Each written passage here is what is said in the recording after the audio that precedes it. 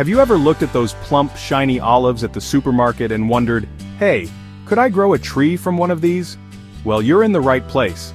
Let's dive into how to grow an olive tree from store-bought seeds, discover how olives made their way to American soil, and of course why you should be eating more of these little green gems.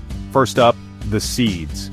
Now, most olives sold in stores are pickled or brined, and that means they're usually not viable for planting. If you want to try anyway, go for unprocessed, raw olives, sometimes found at specialty grocers or farmers markets. Take your olive, crack it gently open to reveal the seed inside, and soak that seed in water for 24 hours to help soften it up. Next, grab a small pot and fill it with well-draining sandy soil. Plant the seed about ½ inch deep.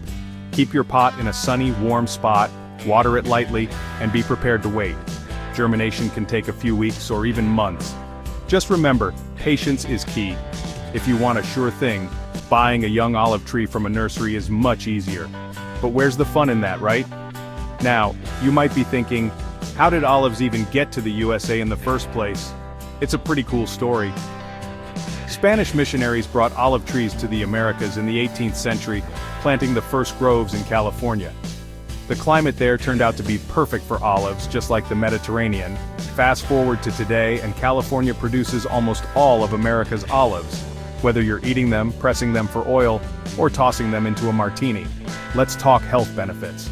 Olives are little powerhouses packed with healthy fats, antioxidants, and vitamins.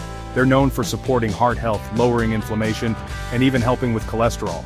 Plus, eating olives can help your body absorb more nutrients from other foods. Just remember, moderation is key. Those tasty little bites are salty.